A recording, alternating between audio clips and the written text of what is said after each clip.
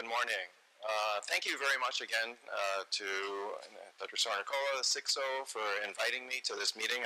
It's a highlight of my year, and I try never to miss it if at all possible. I think what we're going to do today is actually go over, sort of, according to my title, is to give you sort of an approach when you see an infectious keratitis, how to determine what your initial therapy should be. And we'll go over some of those things. Okay, so let's just get clear that, not all inflammation in the cornea is infectious. So you can have infectious keratitis or microbial keratitis, and this is inflammation due to some sort of pathogen or microbial infestation. You can have corneal infiltrates that are sterile, including patients who have contact lens overwear, for example, and these may very well be non-infectious, or they may even just be reactions to toxins from bacteria that are in the cornea. And then when you talk about corneal ulceration, that may also be infectious or non-infectious, meaning that you're actually losing stromal tissue, as you've seen in the cases previously, even to the point of perforation in some cases, which may not be infectious. When I think about approaching a patient like this, I think that there are two critical elements to the patient history and examination. That's really what the risk factors that they bring to you as possible causes for their infection, and also how they've been treated and how they've been reacting to that treatment over time prior to their presentation.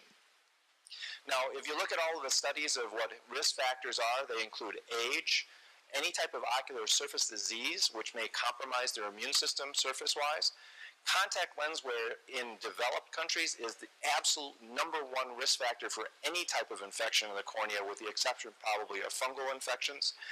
Environmental factors, as Enrique just showed, the agricultural worker, these are all confounding factors, whether the type of injury, whether they've been swimming, and then also their prior medication use, whether they've been on corticosteroids or if they've been on other antimicrobials, antibacterials, antifungals, or even anti-acanthamoebal drugs. These are all very important when you see the patient really to ask for this.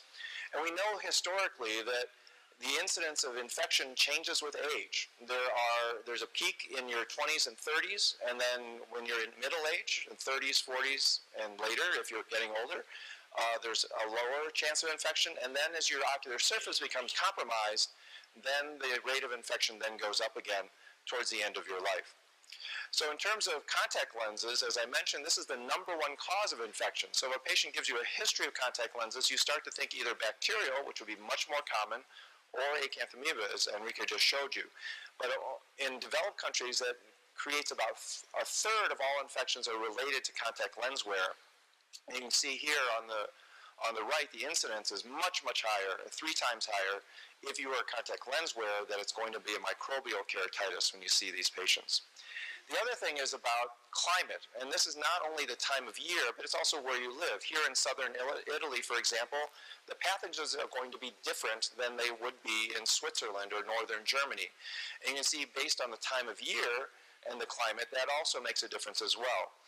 And if you see here, this is the temperature that's on the top bar here. It's high temperature, low temperature, and you can see that in the warmer times, Pseudomonas is the most likely organism that you'll find, but then as you get into the winter, it becomes much less common, and Strep pneumoniae actually becomes a more common organism. The same thing here on this graph, you'll see that fungal keratitis is much more common in warmer tropical climates, and as the winter comes on, the rate of fungal keratitis goes down. So when you talk to patients about when their infection started and also where they live or where they've been, this can be very helpful in determining what type of infection they may have. And then their environmental exposures. There have been many studies that show that high-risk behaviors, things like showering or swimming with your contact lenses in, can really increase the load of bacteria and other pathogens. And so these are very important portions of the history that you want to take. Now, these are with contact lenses. Now, if you do not wear contact lenses, this is a study that was done out of Aravind a few years ago in India. And you can see here that the risk factors are such that the symptom duration, the longer the symptom duration, the more likely acanthamoeba keratitis is the cause. If they've had if they're older, bacterial is much more likely in those patients than in younger patients. And then if you've had any type of prior ocular surgery, you're also at higher risk for bacterial infections, and that also goes with their age, because if they have cataract surgery and other surface surgeries, they'll have an immunocompromise. The interesting thing about this is that if you see the topical antibiotic use, this is what happens, is that when a patient comes to you as a cornea specialist, they've already been treated either by a general practitioner or a general comprehensive ophthalmologist with antibacterials. If they haven't been cured by that, when they come to you, there's a much higher likelihood that it's not a bacterial infection. In fact, you see here that if they've had any type of antibacterial use prior, then the chances of it being a fungal keratitis or an acanthamoeba keratitis are higher. So it's very important when you take the history, what kind of treatment they failed in the past, and really somebody's already done some of your work for you by treating them with something ineffective that tells you that that's not the cause of their infection. So the other things that you want to talk to the patient about are really the course of their infection. And this includes, these are the 5 or 6 things that I always key in on when I'm talking to these patients. One is, how painful is it? Is the pain getting progressively worse, or is there more of an up and down sort of cycle? The type of visual loss and when it occurred, how long it's been occurring, and then whether they've had any recurrences in the past, in the distant past, which would certainly make it more likely that it's a viral keratitis in those particular cases. Now, this is generally duration is what I normally key in on. In patients who have a very short course, it's more likely bacterial. If it's a much longer course, weeks to months, then it tends to be acanthamoeba, but we'll talk about that in just a moment. So just as a presentation, this is a patient that kind of wraps everything together. It's a 19-year-old woman. She was a contact lens wearer, and she was actually referred for this right eye with an active corneal ulcer. The patient, however, also told me that she had had some irritation but reasonably good vision in the other eye for several weeks. You can see her vision's 2100 in the right eye and 2040 in the left. Clearly a bacterial infection in the right, but when I looked at her left eye, I realized she had acanthamoeba. So she actually had acanthamoeba in one eye and a Pseudomonas ulcer in the other.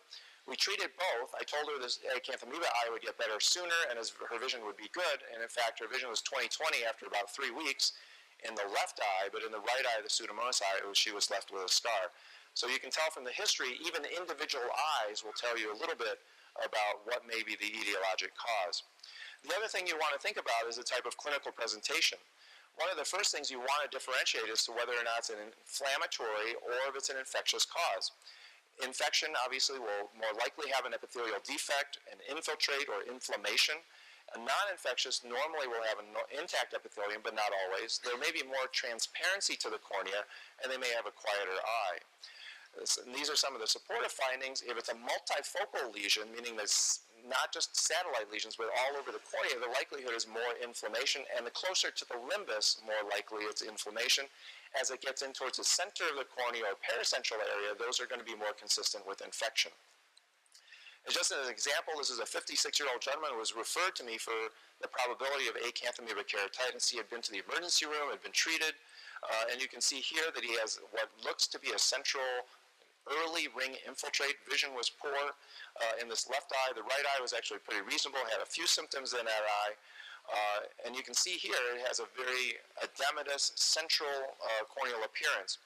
He continued to worsen despite therapy, and then a few days later, 2 days later, actually presented with symptoms in his other eye of pain and discomfort. So I had not taken a complete history. I went back and talked to him some more, and it turned out that he had exposure in his aquarium when he was basically breaking coral into small pieces to create more coral. And this actually was an inflammatory keratitis from a toxin from the coral and was non-infectious, and the patient needed steroids. So you have to make that differentiation in this particular patient. Now we know that from other studies, and I've showed this slide before, is that cornea specialists, residents, and fellows can be pretty reasonably accurate in predicting the type of infection and whether they have an infection or not. They're best to relate acanthamoeba, and the reason is because of what they see on their examination. You can see here that in those patients with acanthamoeba, in this first one, they more likely will have either just a pure epithelial infection, which is not seen in fungal and which is also not seen very commonly in bacterial, but they may also have multifocal lesions and a ring infiltrate. So the reason they were so good at predicting acanthamoeba keratitis is because they saw the ring infiltrate in 8 of the 9 patients that they saw. Feathery margins have been associated with fungal keratitis in the past, and in this study of non-contact lens wearers, this is also helpful in that. But when you look at the different categories, the first one here is acanthamoeba versus bacteria, acanthamoeba versus fungus, and fungus versus bacteria. The only thing that differentiates fungal from bacteria is really the age of onset of the infection. Older individuals are more likely bacterial than fungi. As far as acanthamoeba, most of the other characteristics are more discerning from acanthamoeba from other types of infection, either bacteria or fungus. And you can see visual acuity is usually worse. They have an epitheliopathy, the multifocal lesions I showed you earlier, and the ring infiltrate. I showed this slide, I think, last year, which is basically when you look at an infection or a lesion on the cornea, you want to think about it as a culture plate. And so with bacteria, you expect a central colony, and it's going to be necrotic, as you see here. With a fungal keratitis, you expect more growth.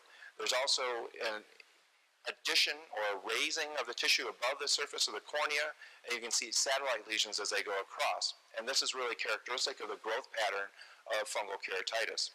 In terms of acanthamoeba, however, this is a more diffuse infection, and you can see here that it really pervades the entire cornea and then can create a ring infiltrate where the inflammation from the limbus meets the area of greatest concentration of acanthamoeba where it's growing unchecked in the central cornea. And I've also shown these before. This is the epithelial form of acanthamoeba. This is the radiokeratogenitis that you may see as well with that. And you may also have the late corneal findings, which are much more obvious, but also much less treatable of a ring infiltrate or stromal keratitis. So the critical elements that in summary of those of the clinical exam are really that bacterial infections tend to be single in nature, fungal tend to be multifocal and have satellite lesions, and amoebic tend to be more diffuse with a stromal infiltrate.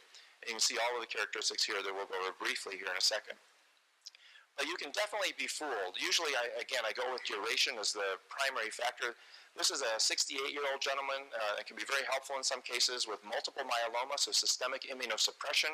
You can see here that he has a deep infiltrate. This is actually underneath in an intact epithelium and intact stroma. We did multiple cultures of the surface. We did intraocular cultures, and we actually scraped the back of this lesion several times that were completely negative.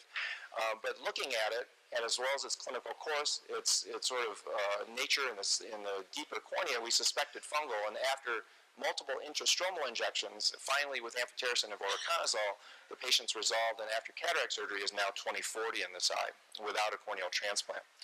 There are exceptions, however. This is a patient who is a 40-year-old veterinarian who came to me with a long history of having multiple diagnostic interventions which showed acanthamoeba and a confocal, which they sent me eventually, but all of the cultures were negative.